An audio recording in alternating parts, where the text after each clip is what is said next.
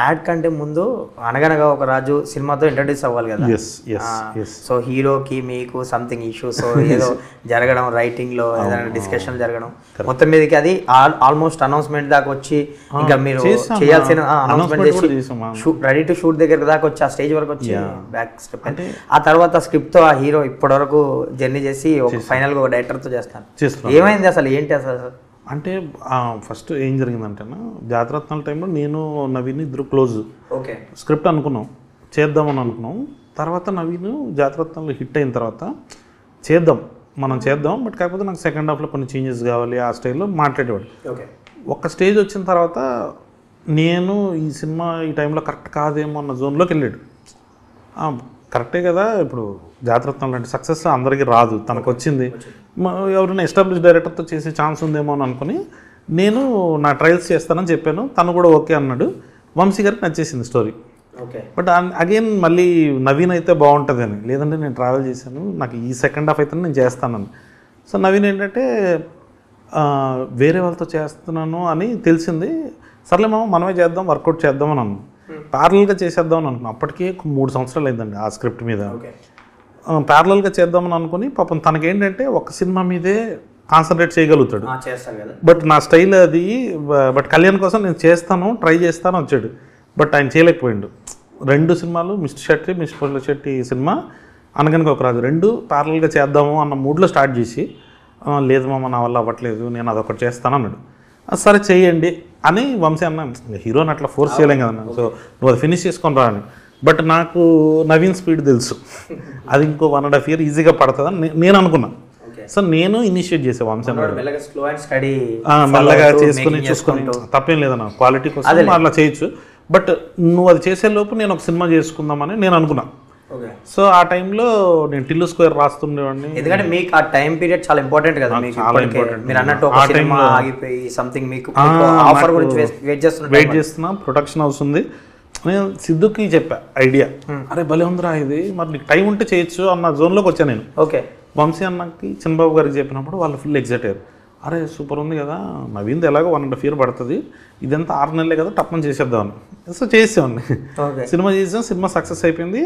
ఇమ్మీడియట్గా చేద్దామని అనుకుంటాము. నవీన్ అప్పుడే మిస్టర్ షెట్ రిలీజ్, తనకి చిన్న యాక్సిడెంట్ అవ్వడం, తన బ్రేక్ తీసుకోవడం, యూఎస్కి వెళ్ళిపోవడం. సో తను అటు వెళ్ళిపోగానే మళ్ళీ ఇంకా ఆ సినిమా చేయాలని అనుకునేటప్పుడు మీకు తెలుసు కదా, మ్యాడ్ స్క్వేర్ ఇస్ అప్పటికి ఐడియా వచ్చేసింది. ఇంకా వీళ్ళు ఎగ్జైట్ అయ్యారు, సరే చేసేద్దామని. మరి నవీన్ సంగతి ఏంటి అన్నది ఒక డౌట్ వస్తుంది కదా, నవీన్తో సినిమా చేయాలా లేకపోతే మ్యాట్ కోసం వెయిట్ చేయాలా అన్న జోన్లో ఉన్నప్పుడు వంశీ అన్న చెప్పిండు. సో అది చాలా గ్యాప్ వచ్చింది కదా, తను వచ్చినప్పుడు అప్పుడు కుదిరితే చేద్దాం, లేకపోతే దీంతో వెళ్ళిపోదామని. అప్పటికే ఇంకా నవీన్కి కూడా సర్లే వీడికి మ్యాట్ స్క్వేర్ చేసుకుంటున్నాడు, అదే స్టోరీని తను డెవలప్ చేసుకోవడం స్టార్ట్ చేసిండు. నేను చేస్తే బాగుంటుందని. ఇంకా ప్రొడ్యూసర్కి ఎట్లుంటుందన్న, హీరో ఉన్నాడు, తనకు నచ్చింది చేస్తాను, నీకు ఓకేనా అన్నాడు. నాకు ఓకే, నాకు ఇంకా వేరే సినిమా ఉంది కాబట్టి కథ ఇవ్వమంటే ఇచ్చేస్తాను నేను అని చెప్పాను. సో మా ఫ్రెండ్ అనుదీప్ వాళ్ళ అసిస్టెంట్ డైరెక్టర్ మారియే డైరెక్టర్ అని. సో తను చాలా సెన్సిబుల్, కథను పాడు చేయడు, మంచిగా చేస్తాడు. నవీన్ ఆబ్వియస్లీ సూపర్గా యాక్ట్ చేస్తాడు. సో ఇంకా విన్ సిచ్యువేషన్. స్క్రిప్ట్ ఏంటి బాగా నమ్మేస్తాడు నవీన్. ఎందుకంటే నేను ఒక 2 years నుంచి వింటున్నా, మిస్టర్ శెట్టి నుంచి చాలా మంది యంగర్ డైరెక్టర్స్ని కలిసి ఈ సినిమానే చేయాలి మనము, నా దగ్గర స్క్రిప్ట్ ఉంది చాలా మందిని కలిసాడు, చేస్తున్నాడు అని. సో ఏంటి అంతగానం నమ్మడానికి రీజన్ ఏంటి? మనోడు నమ్మాడంటే కొంచెం బాగుంటుంది అన్న.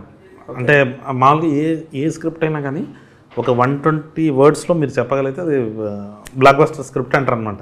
సో దానికి పర్ఫెక్ట్ లైన్ ఉంటుంది. సో ఆ లైన్ క్రాక్ అయింది దాంట్లో, అది నవీన్కి పడితే ఇంకా చాలా బాగుంటుంది. So it will be great. So మీ మధ్య అయితే రిలేషన్షిప్ అలాగే ఉంది ఇప్పుడు?